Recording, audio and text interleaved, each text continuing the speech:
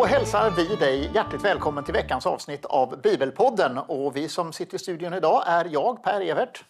Och jag, Malin Davidsson. Ja, nu har vi ju kört några veckor det här programmet. Ja. Hur känns det, som vi brukar säga? Jo, men det känns roligt, spännande och det känns som att vi bara får mer och mer idéer till nya avsnitt. Så hur ska vi få plats med allt på ett år? Ja, det är ju härliga positiva problem att vi har mycket uppslag. Ja. Hur tyckte du? För dig då? Ja, precis. Det är lite mixat sådär. Att man är lite nervös när man sätter igång ett nytt program. Kommer någon att titta eller lyssna överhuvudtaget? Man börjar liksom på noll. Ja. Men det var ju faktiskt rätt många som hängde med från början. Ja, det är ju roligt. Ja. Det är bra. Så att vi får väl göra vårt bästa helt enkelt för att ta tillvara det förtroende som vi har med de som lyssnar. Och det får vi göra. Ja, presentera bra och sakligt material om Bibeln. Det är det som är vårt huvudfokus. Ja, det är målet. Har du fått några kommentarer eller? Ja, det får man ju. Ja. Mycket påhejande. Ja. Och de som inte är påhejande, de kanske inte vill säga någonting. Men det går ju att skriva kommentarer till de här programmen. Det får gärna lyssnare och tittare göra. Precis. Skriva kommentarer och önska och skriva frågor och sånt. Ja, det får man gärna göra. Vi vill ju gärna få input. Ja. Både kanske i form av programidéer eller intervjupersoner och frågor också. Ja. Precis. Sen vill vi gärna både göra olika saker i det här programmet. Dels att uppmuntra positiva saker som händer och liksom uppmuntra dem. Och också titta på saker som dyker upp i debatten som inte är bra, så vi får kommentera det och hjälpa folk.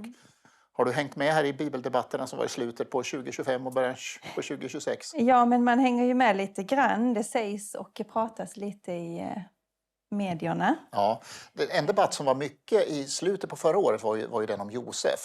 Hängde du med någonting i den? Jag tycker den går lite över huvudet på mig. Men det är ju bra om vi har nördar då som du som kan ta i den. Ja. Och jag tänker att vi kanske får möjlighet att återkomma till det ämnet i en senare program. För jag håller på att fiska lite. Det finns en Josef-forskare i ett annat land som jag gärna skulle vilja ha som gäst i det här programmet och kunna gå på djupet om Josef-berättelsen. Det låter spännande tycker jag. Ja. Sen kommenterar vi ju den från Klapphamninstitutet och 3 GT-forskare skrev en artikel där de kritiserar det som den här GT-professorn skrev som inte var sakligt om Josef. Det är bra. Ja. Och sen när det var jul så dök det upp saker också som det ofta gör kring de stora högtiderna. Ja. Hörde du på Jonas Gardells julsaga? Jag hörde inte hela för att det var inte riktigt till mig tror jag. Hörde du hela? Vad ska man svara på det? Ja, men det var ju inte bra. Inte om det ska vara en kreativ mytologisk beskrivning om varför djävulen är den goda gestalten. Då var det väl okej. Ja. Men det var ju inte den bibliska historien. Det är kanske inte riktigt det som vi vill höra när vi ska fira Jesu födelse. Nej, jag tycker det var osakligt av Sveriges Radio att ge den plattformen till en som uppenbart drev en helt annan agenda där han ville liksom marknadsföra sin egen filosofi och teologi snarare än att beskriva den bibliska berättelsen. Så den kan vi inte rekommendera. Nej, det kan vi inte göra. Nej. Men poängen med det här programmet är ju att vi vill gärna rekommendera saker som är bra. Ja, det vill vi göra. Och ett sånt exempel är ju alla de satsningar som satts igång på att använda Bibeln det här året. Läsa Bibeln. Och då tänkte vi ta ett litet samtal nu. Ja, det tänkte vi göra. Vi tänkte ringa upp en person. Som heter Mikael Wahl som har satt igång en satsning om att läsa Bibeln på 40 dagar. Hela Bibeln. Det är en bibelutmaning. Ja. Har du hakat på? Är du på eller? Nej, utan vi har så många andra bibelutmaningar. Ja. Vi vill gärna välsigna andra som gör andra. Ja, det vill vi. Så vi kan väl göra så att vi kopplar in honom och hör hur det har gått med den här satsningen helt enkelt. Det ska vi göra. Hej Mikael, är du med oss? Hej, japp. Ja, du hör oss, vad bra. Du vet kanske inte vem jag är, men jag sitter här med Per i den här nya BibelPodden. Och vi är så nyfikna på dig och din bibelutmaning. Vill du berätta lite först, vem är du? Jag heter Mikael Wahl. Jag är nationell ledare för Kings Kids Sverige som har funnits i 30-40 år. Och vi jobbar med många saker i utsatta områden. Framförallt ett där jag bor, Hässleholmen heter det. Ja. Och sen så är jag intresserad av Bibeln i allmänhet. Och så. Ja. Kul. Och det här med, jag har ju sett själv flimra förbi i flödet på Facebook någonting om en bibelutmaning, Mikaels bibelutmaning. Vad är det för någonting? idén föddes i juni någon gång att men nu måste jag läsa igenom hela Bibeln. Och sen inser jag är ju inte bra på disciplin. Så då tänkte jag måste få med mig några till så jag inte är själv. Och sen gick jag ut i december med detta att nu kör vi 3 januari. 40 dagar. Vilka är på liksom så vi kan stötta varandra. Så vi blev 130 personer. Det är 130 jätteroligt. personer, det är ändå ett helt gäng ju. Det är ett stort gäng. Ja. Och Dagen hörde av sig. Kan du inte skriva en insändare? Ja, kan jag väl göra. Så det fick vi göra och så hängde några till på. Så det var kul. Ja, men kul. Har du, nu när vi spelar in det här så har du ju gått någon vecka i alla fall. Har du någon erfarenhet du vill dela med dig av? Vi har läst hälften ikväll när vi är klara med dagen. Så det är roligt. Det är små nya insikter hela tiden. Idag är första krönikeboken. Man bara, vilken tråkig bok. Och så är det hur intressant som helst. Så jag bara, wow, det här var intressant. Och då kom det upp det här att Abraham, han hade ju sin andra son Isak. Han räknas ju som den viktigaste sen. Och samma sak med Isaks söner. Jakobs räknas som den viktigaste, den yngre sonen. Och sen Josefs söner. Jakobs söner så blir Josef viktigare än Ruben. Och sen Josefs söner så blir Efraim viktigare än Manasse. Alltså 4 generationer där den yngre går om den äldre. Och den har jag aldrig sett innan att det är 4 generationer. Spännande ändå. Då blir det liksom som att det blir nya insikter även för en van bibelläsare att läsa igen på detta viset. Mina föräldrar sa när jag var liten att men Bibeln den är så bra, man kan läsa den om och om igen och man hittar alltid något nytt. Ja, och nu har jag upptäckt detta. Ja, men det är ju jättehärligt. Men hur funkar detta med läsningen? Sitter man och läser tillsammans då alla online? Eller man läser själv på sin kammare och rapporterar? Eller hur går det till rent praktiskt? Vi har en hemsida där man skriver in, nu har jag läst det här och det här och det här. Och där ser man inte vem som har gjort vad. Men man ser hur många som har börjat den dagen och så man blir inspirerad av att det är fler. Ja. Men sen kan man skriva kommentarer i en Facebookgrupp och vad man upptäcker och så här. Så ja, det är inget krav någonstans utan allt är byggt på frivillighet. Men man liksom sporrar varandra och när jag har lovat de här att jag ska slutföra det här då plötsligt har jag en större incentive också att göra det. Det kan jag förstå. Får man lite spark i baken kanske. Har du något särskilt så här medskick till de som lyssnar och tittar nu angående Bibel och inspiration att läsa Bibeln? Någonting du vill skicka med? Testa att läsa en hel bok på en gång någon gång. För man ser helt andra grejer när man bara läser igenom och inte stannar upp hela tiden. Att stanna upp har sin tid, men att läsa rakt igenom har sin tid. Ja. Tack, det tar jag till mig. Jag ska ta med mig det hem. Kanske läsa en bok ikväll. Kanske. Ja, kanske. Ja. Tack så jättemycket för att du ville vara med här och berätta om detta. Tack så mycket, ha det så bra! Detsamma och lycka till nu med bibelutmaningen. Hela vägen i mål. Hela vägen. Yay. Tack, ha det gott! Det här programmet, BibelPodden, vill vi ha som en resurs till alla som vill fördjupa sig och lära mer om Bibeln. Och vi kan hjälpas åt att sprida det här programmet vidare. Dels kan du göra det genom att dela det och gilla det och prenumerera på de olika kanaler där det sänds. Men du kan också hjälpa oss genom att ge till det här projektet så att vi kan fortsätta att göra de här programmen och sprida dem fritt till så många som möjligt. Och då kommer det information här nedanför. Så kan du på olika sätt vara med och bidra och hjälpa till så att vi kan sända det här programmet så att Guds ord kan få gå ut till många i Sverige. Ja, kul att höra vad han hade att säga om bibelutmaningen. Absolut, och vad värdefullt är det där att tvinga sig själv att läsa en hel bok och läsa saker i sitt större sammanhang snarare än bara enskilda verser här och var. Ja, men precis. Ibland kan det bli lite lösryckt och ibland blir det kanske korta stycken och man får ju ofta uppmaningen att stanna upp, låt verserna komma in, läs inte för långt. Men Jag får nog gå hem och läsa en hel bok ikväll. Ja, men det här var en bra introduktion. Ja. Och idag ska vi prata om historietexter om Jesus. Evangelierna är de viktigaste källorna till Jesus. Men sen finns det ju andra som är skrivna av andra senare. De är inte lika viktiga som historiska källor, men den viktigaste som man brukar läsa är Josefus. Har du någon koll på Josefus? Inte mycket. Nej. Jag är ju väldigt mycket här och nu, men jag har ju hört om honom och att du är bättre du berättar. Ja, han är ju kanske den viktigaste utombibliska källan till Jesus.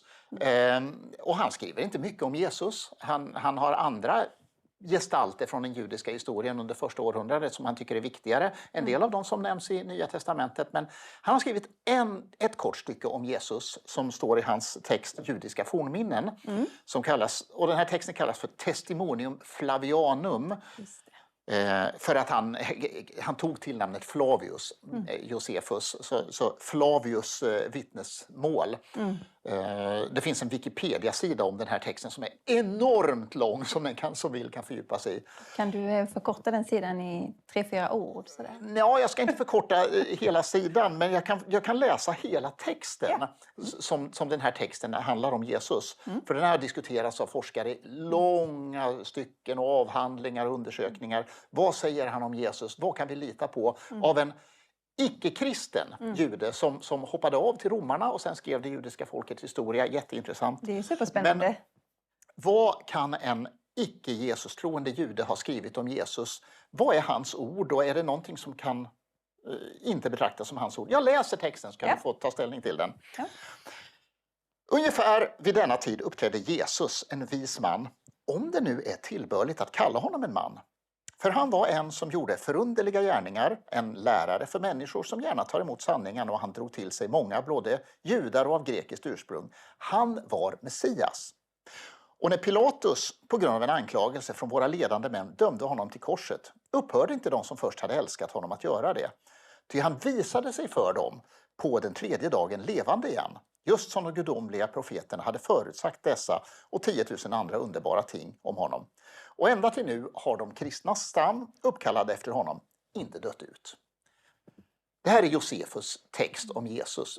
Hur ska man se på det? Spontant sådär, vad känner du? Spontant så låter det ju som att han beskriver Jesus som vi ser Jesus i Bibeln. Att han, om man nu kan kalla honom man, att han gjorde förunderliga ting. Så det stämmer ju överens med Bibelns Jesus, spontant. För den stora frågan är ju då, kan en icke-Jesus-troende jude ha skrivit så här, eller låter det för hyllande? Ja. Är det så att senare kristna kopierare har lagt till en massa extra snälla saker om Jesus? Och här har forskarna brottats fram och tillbaka.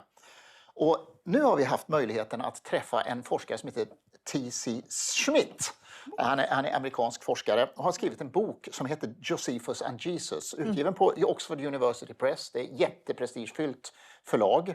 Och han har fått väldigt hyllande kommentarer, även från kritiska forskare som säger, här har du upptäckt något intressant med den här texten. Och jag har haft förmånen att sitta här och intervjua honom. Superspännande. Ska vi gå på det och lyssna på vad han har att säga? Ja, det gör vi. Yes. Det gör vi. So now we are very honored to have you here as a guest on the Bible podcast. TC Schmidt, or do we call you Tom? Oh, Tom is just fine. I'm glad to be here, Per. So you're new to me, apart from your book, and I assume you're new to most listeners and viewers here in Sweden. So give us a little bit about your background. Who are you? I'm a scholar of early Christianity and New Testament. I studied at Yale University, where I got my PhD. Right now, I'm a visiting fellow at Princeton University. I also have a post at Fairfield University. These are all in the northeastern United States. And I publish on all sorts of things. I publish on the historical Jesus. I publish on early Christian literature and apocalyptic literature. And I also publish on Eastern Christian literature, Christianity in Persia and the ancient Middle East. But this recent book of mine, of course, is on the historical Jesus and on what a particular ancient Jewish author has to say about Jesus. Indeed. And in this podcast, we typically study the Bible. And when you use the term, the historical Jesus, what do scholars mean when they use that term? That's a term that's been employed for several generations of scholarship, and it started as a sort of skeptical term. There were skeptical secular scholars that believed that the Gospels couldn't be taken on face value, and so they tried to develop methodologies to figure out what actually happened regarding Jesus of Nazareth. And this has been going on, this sort of quest for the historical Jesus in secular circles has been going on for decades and decades. And so when I say I study the historical Jesus, what I mean is that I publish in that field of secular studies on Jesus. I am a Christian myself, so I do believe the Gospels, but I also engage with these other questions that scholars have. And one thing that I do in my book is I bring forth new evidence for Jesus from outside the Bible that I think fascinatingly corroborates the gospel texts. So when you began the quest, if we call it that, to investigate this testimonium from Josephus, what made you go into this big project? First, let me say something about Josephus. Josephus is an ancient Jewish historian. He wrote around between the years 70 and 95 AD. And he was one of the finest historians the ancient world ever produced. He was born in Jerusalem in the 30s. He was an aristocrat, raised in Jerusalem, became a priest, became a Pharisee, became a diplomat, met with the Empress of Rome, became a general. He did so many things. And of course, he devoted the last 25 years of his life to writing history. In these historical books that he wrote, he reveals so much about the culture and background of the New Testament. If you read his writings, the names of biblical figures stream off his pages. People like Pontius Pilate and Herod the Great and Herod Agrippa and Herodias and Salome and all these people, Caiaphas the high priest, Gamaliel, the rabbi in the book of Acts. I was interested in Josephus because he also mentions Jesus. And if what he says about Jesus is authentic, then he would be the earliest non-Christian to discuss Jesus. So I thought, what better topic to look at to try and get another angle into the life of Jesus than this non-Christian Jewish historian from the first century. Mm. And we're going to go into this quite short text in Josephus today, but he seems to be sometimes more interested in other biblical or New Testament characters like John the Baptist or James, the brother of Jesus. Is that so? You're right to point this out. Josephus is very interested in political figures. And so any figure that has to do with politics, he spends much time on. He's also hesitant to talk about Jewish figures that are controversial to the Romans. So any Jewish false messiahs who led rebellions against Rome, he doesn't like to emphasize those things. He's writing at a time, his audience are Romans, and he wants the Romans to like the Jewish people. So he tends to avoid topics that he thinks his audience may not like. He loves John the Baptist. He loves John the Baptist very much. And like you said, he talks about John more than he does Jesus, although what he says about Jesus is much more impressive than what he says about John the Baptist, even though what he says is more limited about Jesus. So the explanation for why he speaks about Jesus not quite as much as other figures is that he usually avoids religious disputes, and especially when those are controversial to the Romans. We know that Christianity was controversial, and he probably wouldn't want any of the bad things Romans said about Christians to reflect on Jews. Now, we have read through the text in the Testimonium Flavianum in Swedish to the viewers and listeners already. And let me repeat your main conclusion, as I understand it from your book. This testimonium was indeed composed by Josephus, a man who actually knew those who put Jesus and the apostles on trial. It hence offers remarkable insight into both the Jesus of history and the early Christian movement. I assume you still stand by your conclusion? Yes. Yes, I do. But when you presented this, I assume that it had met other scholars who have said, we are surprised by your conclusions, we would debate your conclusion. What have the reactions been? I thought the same thing. I thought that scholars would be very skeptical of my conclusions and hostile. I've been surprised. They have been quite enthusiastic in general. Already some peer reviews are coming out of the book, and they tend to be positive. I did a book panel at the Society of Biblical Literature where there were 4 esteemed scholars who spent 2.5 hours going over my book, and 2 of them appeared to have been persuaded by my argument for authenticity, and the other 2 thought that the passage was much more authentic than they previously had imagined it to be. I count that as a great victory.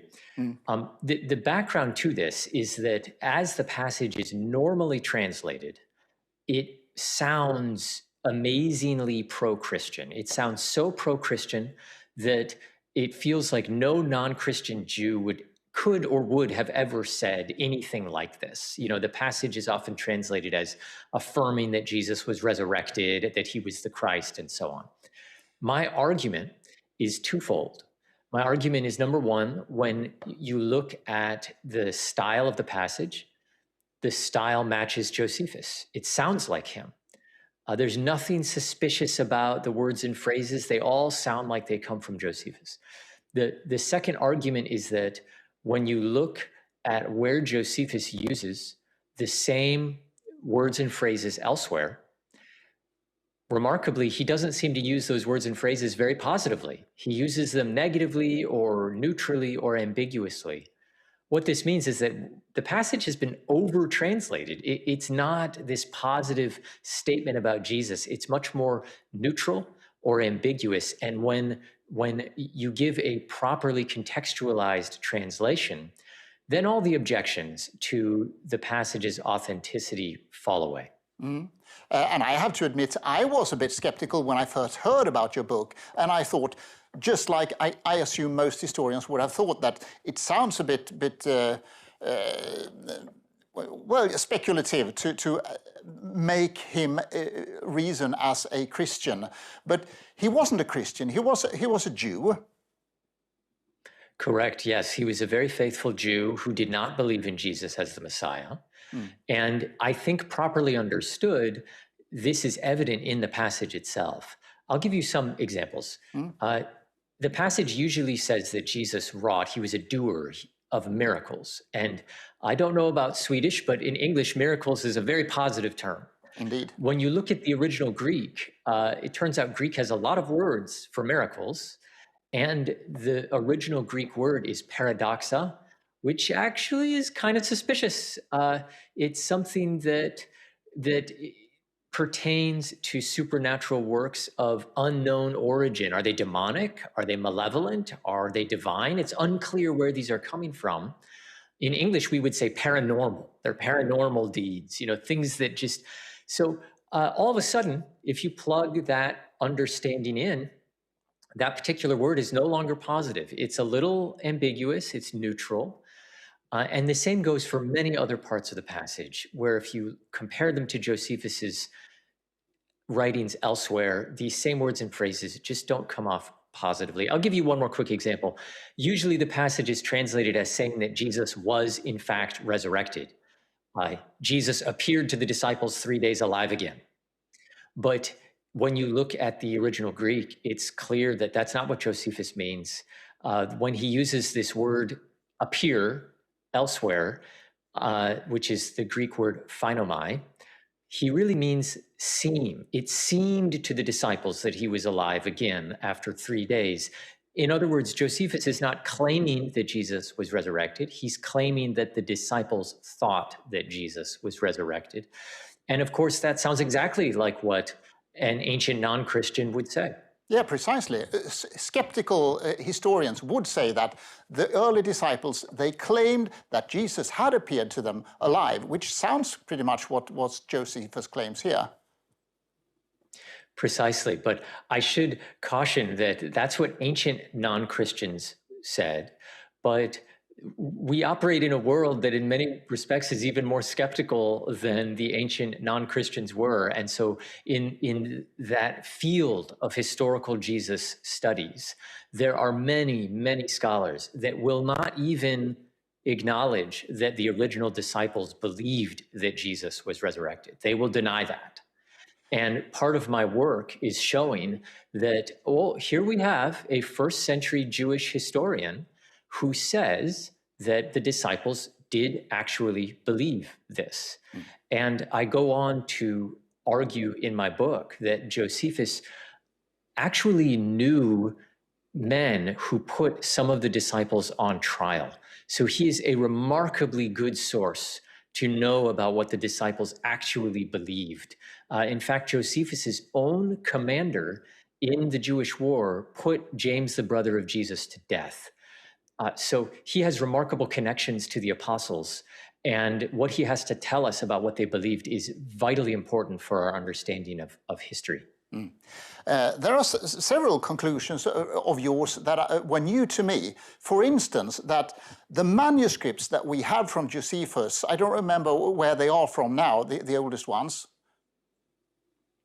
Yes. So in some sense, the works of Josephus have what we would call a normal textual history. The manuscripts that contain these works are from about the 10th, 11th, 12th centuries. Right. Josephus wrote in the 1st century, so that's about a 1,000-year gap. That sounds like a lot, and it is, but it's actually very, very normal. That's what most ancient documents, that's how most ancient documents are preserved. But what is interesting here is that you refer to several authors who refer to Josephus before this time, Eusebius and Origen and others. Precisely. So we also have other textual witnesses from the authors you name, from these other early authors who quote from passages of Josephus. And we also have very ancient translations in other languages like Latin and Syriac, Armenian, Arabic, that preserve the Testimonium Flavianum, this passage about Jesus. And when you add all of those textual witnesses together, translations, quotations, extracts, and manuscripts, we actually have extremely impressive manuscript tradition of this passage about Jesus. And what I found interesting is that when you analyze their discussions on Josephus, they don't question the points that we find perhaps strange about miracles and about resurrection. They question other, what we would consider minor details. Is that so? Yes, that's right. That was one of the things that surprised me, that when you look at how ancient writers interpreted Josephus's words, they do not seem to follow how regular scholars interpret them. They don't point out all of these extraordinary things that Josephus apparently says. Instead, they point out much more mundane things like the number of Jesus's disciples and Jewish culpability in the death of Jesus, or the content of Jesus's teaching, or the time in which Jesus ministered. And this happens again and again and again. And I use that phenomenon, that pattern of interpretation, to argue that scholars are misinterpreting this passage, that the reason why they're not pointing out these extraordinary things is because they're reading the passage differently. These are authors who know Greek as a native language, and they interpret this passage differently, and I think we should be interpreting it differently as well. Yeah, and I'd say that strengthens the case to say that they would not view his writings on the resurrection or the appearances and the miracles as controversial. Yes. So in the ancient world, it was very common, extremely common, for non-Christians to admit that Jesus worked miracles. We have many examples of this. However, it would be strange for them to say certain things like the resurrection and things like that. And the argument I'm making is that Josephus doesn't actually affirm that Jesus was the Christ or was resurrected.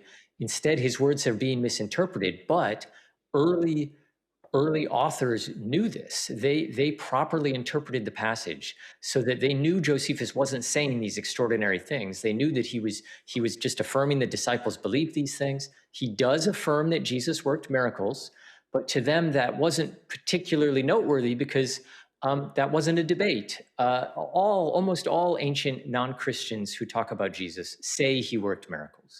So that wasn't something that they thought was particularly impressive.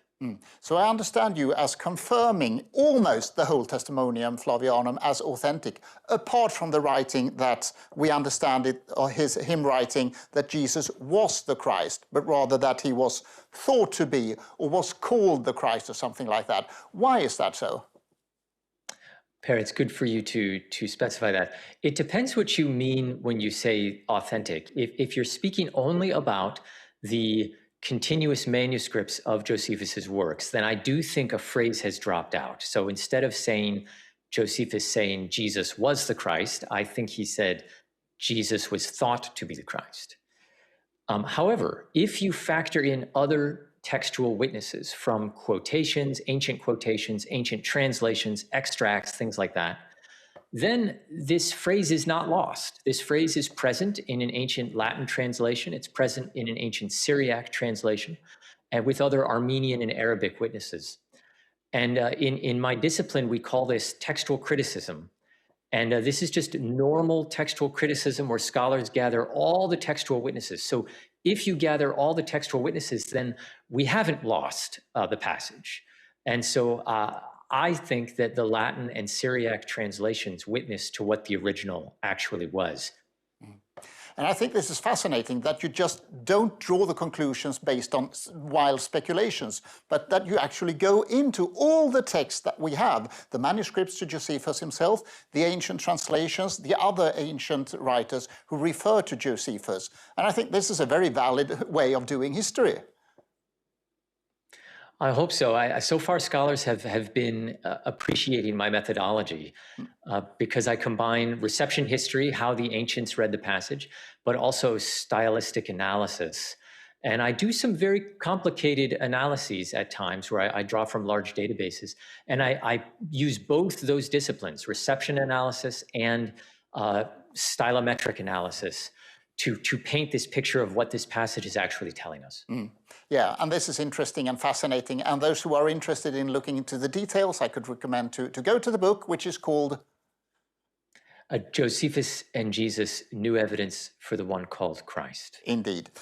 So when we look at the sources that Josephus mentions, we might consider Josephus as being apart from the New Testament tradition and history. But who would you say are his main sources, and how close are they to Jesus and the trial of Jesus?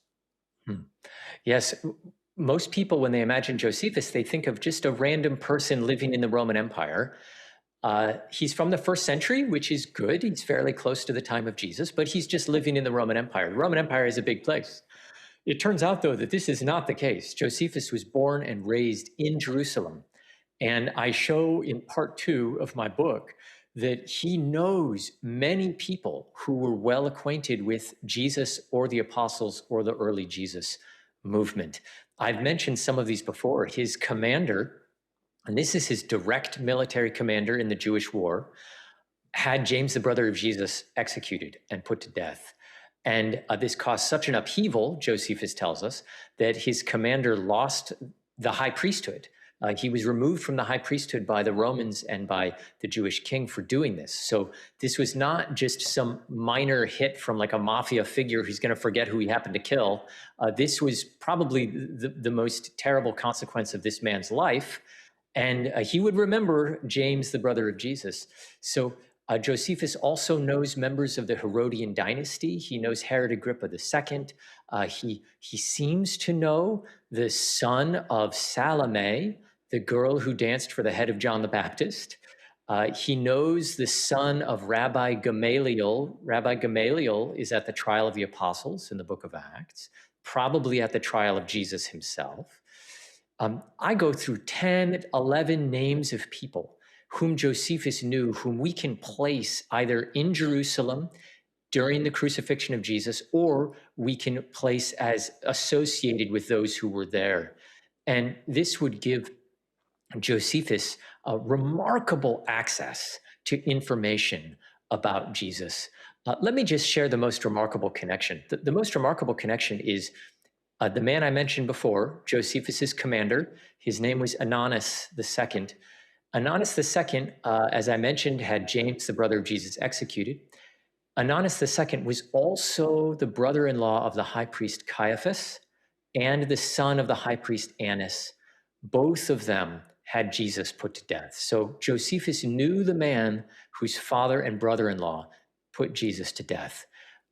This is a remarkable connection to the Jesus of history. Indeed. And we are very, very close to the events themselves, rather than other figures in ancient history where the sources are written several centuries afterwards. This is not a mythological tradition. This is actual history made by the people who were actually involved, and you can ask themselves. Precisely, yes. And I argue in my book that Josephus's commander, Ananus II, that not only did he know family members who put Jesus to death, but that he himself was probably at the trial of Jesus personally. And we know this for several reasons. But Josephus then would actually know someone who was at the trial of Jesus. Mm. So would you say that the New Testament, the Gospels, the letters and the other texts, and Josephus, they corroborate each other, they confirm each other and help each other out in writing history? Absolutely, yes. The four Gospels complement one another, but Josephus complements them. He illuminates their background in many, many ways. For instance, he corroborates and also illuminates. So, for instance, he corroborates by, for example, saying that Jesus was accused by, in Josephus's words, the first men among us before Pontius Pilate. That corroborates what the Gospels say, that the Jewish religious leadership went and accused Jesus before Pontius Pilate. But Josephus also illuminates the New Testament background. When Jesus is approached by the religious leaders and he's asked about taxes, is it lawful to pay taxes to Caesar or not? You get the sense maybe that there's some background to this question, and Josephus explains it, that taxes were an item of great controversy in first century Judaism, and there were uprisings over taxes. So when Jesus was asked this question, it was a loaded question. There's many examples of this where Josephus will help explain some of the biblical text to us. Mm. So when we began, we talked about the discipline of the historical Jesus. Would you say that this text and other material in Josephus, they adds to the understanding of the historical Jesus?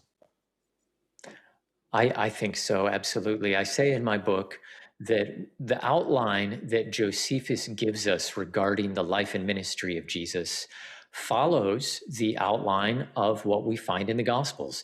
He was a Jewish rabbi who was known for being a teacher. He had many disciples. He worked miracles or paranormal deeds, supernatural deeds, that he was called the Christ, that at the accusation of the Jewish leaders, he was crucified by Pontius Pilate, and his disciples claimed that he was raised from the dead 3 days later in fulfillment of Jewish prophecy. That follows the outline that we find in the four Gospels. And this is not the outline that is agreed to by many skeptical scholars, but I think that we can now affirm from this independent, non-Christian, first-century Jewish source that, yes, this does seem to be the outline of Jesus's life. Yeah, this is very interesting because several skeptics, they claim that these are later exaggerations, that Jesus was a miracle worker or risen from the dead. And originally we had this story about the humble Jesus. How do you view these claims by skeptics? I think it's incontrovertible that Jesus was known as a miracle worker during his ministry. There are even now some non-Christian scholars that will admit this, that yes, being known as a miracle worker was something that was present in his lifetime. I also think that the report of Jesus being resurrected was not something that took years or generations to develop and was sort of later exaggerations. Josephus tells us that on the third day, it seemed to the disciples that Jesus was alive again. And I think what Josephus is doing here is he's saying that they believed this on the third day after Jesus' death. That's where this belief came from. So that story of this legendary development of Jesus' resurrection, I think, is not something that is tenable, given the evidence that Josephus gives. I think it's a belief that developed on day 3 after the crucifixion of Jesus. And you make a final point saying that scholars have for too long dismissed the value of Josephus' Testimonium Flavianum. Do you have a hope that it will be sort of upgraded in the academic and popular discussion in the understanding of the historical Jesus? I hope so. That's my hope in writing the book. As I mentioned earlier, there have been some reviews that have been coming in, and they've largely been positive, that I have seen to have moved the ball forward, so to speak, in terms of authenticity. But we'll see. It's still early days. You know, it usually takes years for scholars to digest things and take things into account. But my hope is that eventually the field will turn to treat the Testimonium Flavianum as authentic and as a very valuable witness to the Jesus of history. Yes, indeed. And you make a final wording about saying that we must follow the evidence. Is it possible that the understanding of Josephus and early Christianity and of Jesus have, for several scholars, been led by personal convictions or feelings or emotions or general skepticism, rather than following the evidence, and that it's the New Testament history is becoming more based on the actual evidence? Per, I think so. We always have to be careful when we're doing intellectual investigations that we follow the evidence. And this is something that for every question, both sides of the question can fall victim to by relying on your emotions, your hopes, your biases.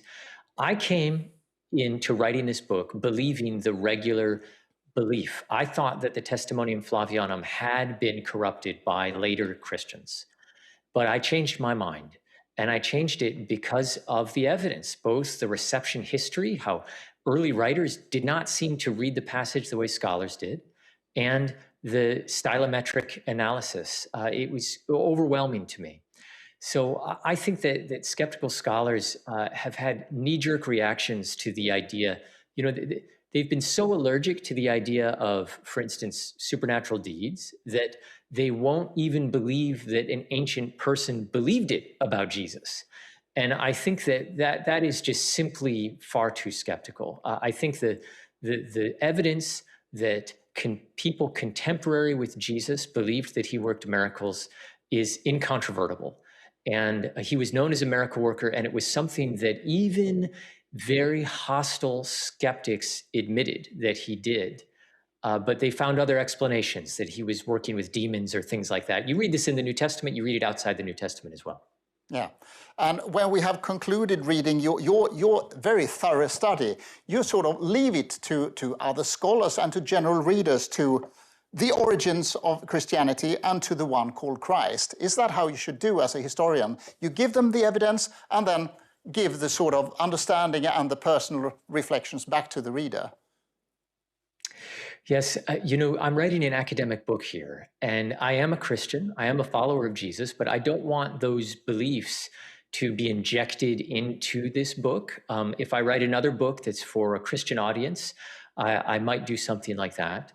But I think that we should not hold the personal beliefs of scholars against them. I think we should just evaluate the evidence that they present. Something I would caution your viewers is that if you're intellectually investigating something and the only argument against whatever you're investigating is simply the personal beliefs of an opponent, that's not based on evidence. You have to look at what the opposition is actually claiming.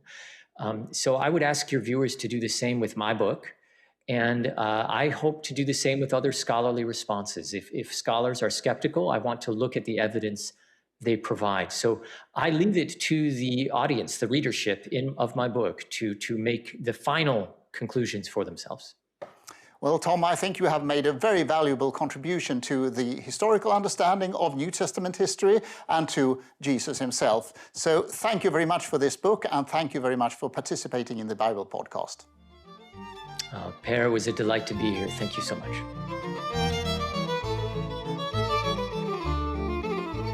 Det här var ju spännande att höra på alltså. Verkligen. Tänk att få höra en seriös kompetent historiker som utvärderar bevisningen både inom Bibeln och utanför Bibeln om Jesus som historisk person.